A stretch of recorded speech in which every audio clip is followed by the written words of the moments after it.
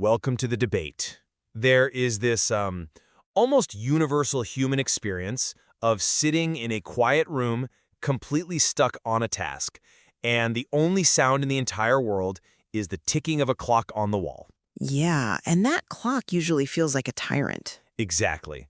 But Sam Levinson famously flipped that dynamic. He wrote, "Don't watch the clock, do what it does. Keep going." So the question is, does this offer a profound model for human resilience or a fundamentally contradictory, mechanistic view of human effort? I will be arguing that it champions a stoic detachment from time anxiety in favor of steady perseverance. And I will be contending that it advocates for an unsustainable, mindless state of continuous motion, which basically reduces human endeavor to a mechanized loop. So when we passively stare at a clock, we are paralyzed by the passage of time, the anxiety of the deadline. The clock itself, however, doesn't stress. It just executes the next second. Right, but Well, emulating it isn't about becoming a literal machine. It is a blueprint for bypassing the brain's anxious executive functioning. By focusing entirely on the immediate micro-action, you strip away the paralysis of the big picture and enter a state of forward momentum. But think about what a clock actually is. Its sole function is the unfeeling mechanical tracking of time. Sure. It really harkens back to Taylorism. The industrial idea that human effort can and should be optimized exactly like factory machinery. I mean, that is a bit extreme. Well, to literally do what it does commands us to become relentless gears. It inherently strips away the necessary human capacities for rest, for reflection, and varied pacing. We are just not designed for uninterrupted output.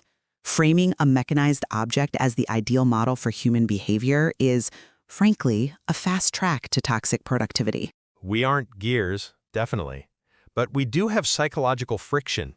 Overcoming cognitive inertia, getting started when you hit a wall, is often the hardest part of any effort. Right, starting is the hardest part. Exactly. And Levinson isn't demanding we become literal cogs. He's highlighting a psychological mechanism.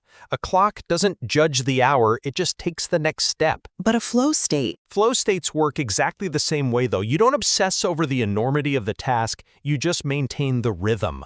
The clock models overcoming inertia, second by second. Okay, but a flow state requires intention, adaptation, and eventually a conclusion. A clock has none of those. If we look closely at the mechanics of the metaphor, a clock moves in endless circles. To simply keep going like a timepiece isn't necessarily forward progress. It is a repetitive loop on a fixed axis.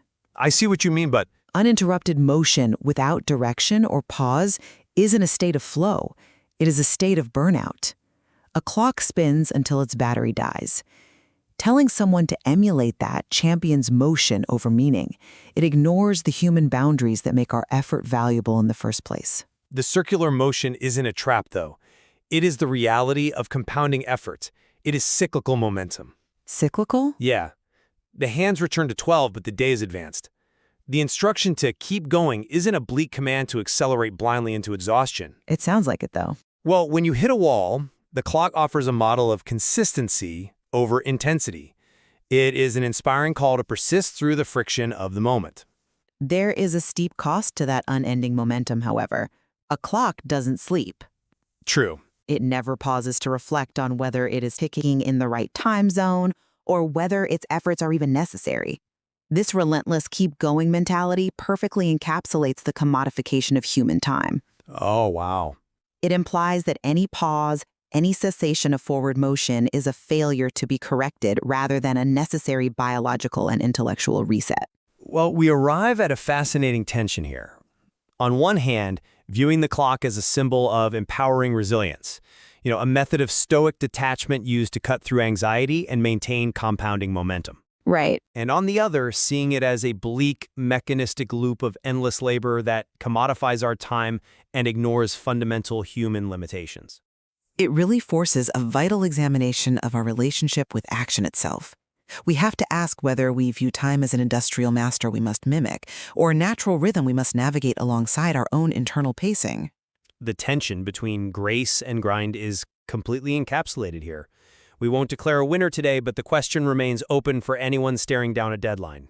Exactly. Next time you find yourself stuck in that quiet room, listening to the seconds tick by on the wall, you will have to decide for yourself. Will you let the sound paralyze you, or will you use its rhythm to keep going?